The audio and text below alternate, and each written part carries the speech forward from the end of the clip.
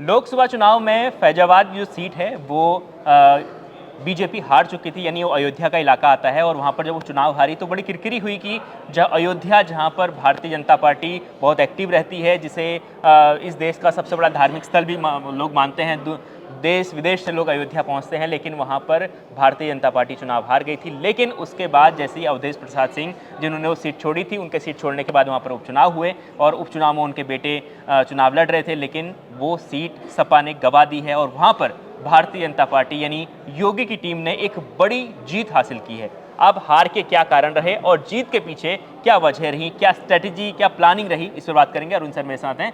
Sir, जो planning है, आप तो यूपी से ही हैं, आप लगातार उस सीट पर नज़र बनाए हुए थे, तो आपको क्या लगता है कि इतनी बड़ी विक्ट्री होना, उसके पीछे कौन सी स्ट्रेटेजी काम आई है? देखिए, आपने कहा मिल्कीपुर अयोध्या में आता है, अयोध्या के पास की सीट है और बीजेपी के 3 कोर इश्यूज शुरुआत से, जब से बीजेपी राजनीति जो है मैं तेजी से आगे बढ़ी, उसमें राम मंदिर था, यूनिफॉर्म सिविल कोड था, आर्टिकल 370। तो ज़्यादातर जो यूनिफॉर्म सिविल कोड को छोड़ दिया जाए तो राम मंदिर पहला मुद्दा, अहम मुद्दा हो गया।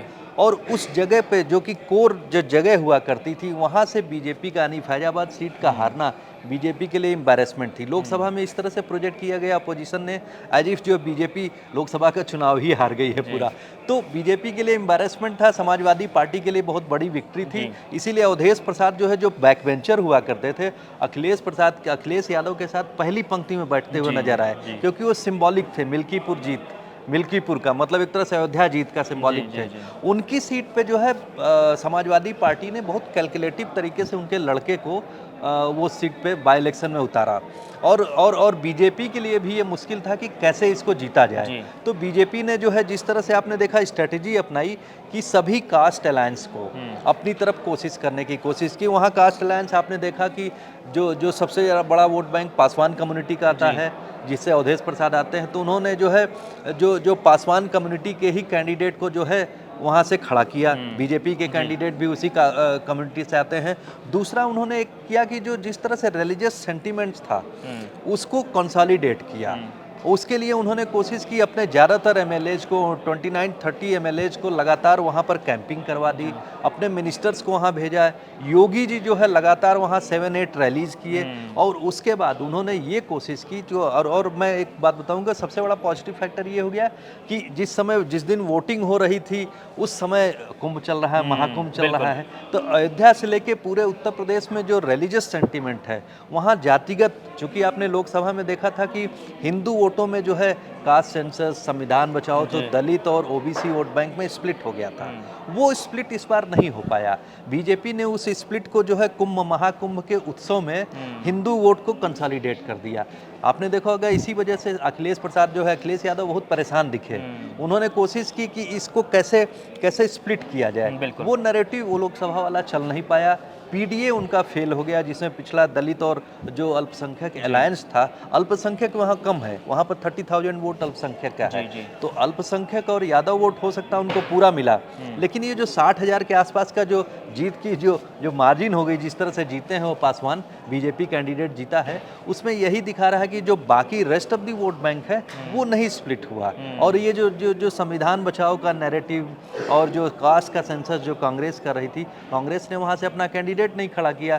तो कांग्रेस के कैंडिडेट न खड़ा करने पर जो जितना उनका वोट बैंक था वो तो मिला, लेकिन जो बाकी का वोट है, यादव के अलावा जो बाकी का ओबीसी वोट बैंक है, वो उन्हें नहीं मिला। वो पूरा का पूरा हिंदू वोट बैंक कंसोलिडेट हो गया। प्लस मुझे लगता है कि वहाँ की जनता में एक अवेयरनेस ये है साहब कि जिस तरह से भारतीय जनता पार्टी काम कर रही है, वहाँ पर लॉ एंड ऑर्डर की सिचुएशन बेहतर हुई है, वहाँ पर ओवरऑल डेवलपमेंट की बात हो रही है, तो इन सब चीज़ों का असर पड़ता है और जनता इन सब चीज़ों को स्वीकार कर रही है। जी, ऐसा लगता है। तो देखिए, वहाँ पर जो सपा, हालांकि कुछ दिन पहले आपने देखा होगा मंच से अवधेश प्रसाद जो सांसद हैं फैजाबाद से, उनके आंसू भी दिखाई दिए थे, लेकिन वो इमोशनल कार्ड काम नहीं आया। हालांकि कुछ दूसरी वजह थी आंसुओं की।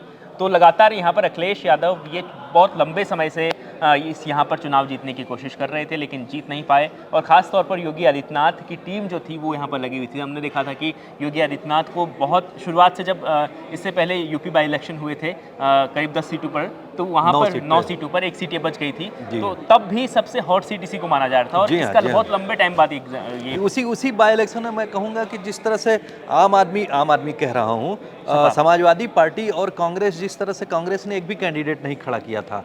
उनको था कि यूपी उत्तर प्रदेश उनका बेसिन है, उनका स्ट्रांग होल्ड है, तो वहाँ पर कांग्रेस कैंडिडेट नहीं खड़ा करेगी। उन्होंने उन बाई इलेक्शन में अपने कैंडिडेट नहीं खड़े किए, लेकिन उसमें भी एक सरप्राइज हुआ था। आपको याद होगा कि मीरापुर और कुंद्रकी सीट, जी। कुंद्रकी मुस्लिम डोमिनेटेड सीट हुआ करती थी, लेकिन बीजेपी कैंडिडेट वहाँ से जीता था। जी। उसका सीधा मतलब था कि उन्होंने जो, ठीक है माइनॉरिटी कंसोलिडेशन हुआ, लेकिन रेस्ट ऑफ द कास्ट में, रेस्ट ऑफ द जो वोट बैंक है उसमें बीजेपी ने कंसोलिडेट कर लिया था। और प्लस सबसे बड़ी बात ये कि जो मुस्लिम वोट है वहाँ पर, वो भी जो वहाँ के लोकल कैंडिडेट के वजह से, उसकी पर्सनैलिटी की वजह से उसके साथ को लिया, तो मुस्लिम वोट बैंक में भी स्प्लिट हुआ था। तो हम लोग अयोध्या में ये नहीं कह सकते, अयोध्या के जो आप देखेंगे जो केस लड़ रहे थे, वो जो मुस्लिम व्यक्ति हैं, वो जो केस लड़ रहे थे, उन्होंने भी एक तरह से देखा जाए तो योगी की प्रशंसा की थी। तो अयोध्या के इर्द गिर्द जो है एंटी बीजेपी लोकसभा में तो माहौल था, लेकिन फिलहाल उसकी जो कमी थी, उसकी जो गलतियां थी, उसको बीजेपी ने इतने दिनों में सुधार लिया। यही एक कारण, सबसे बड़ा कारण है कि जो समाजवादी पार्टी की जीती हुई सीट फिलहाल समाजवादी नहीं बचा पाई। बिल्कुल। तो देखिए, ये जीत जो है ये सीट समाजवादी पार्टी के पास थी, तो अब ये भारतीय जनता पार्टी के पास चली गई है। तो ये कारण थे मिल्कीपुर में समाजवादी पार्टी के हार के। लगातार हम आपको अपडेट देते रहेंगे। देखते रहिए India.com। धन्यवाद।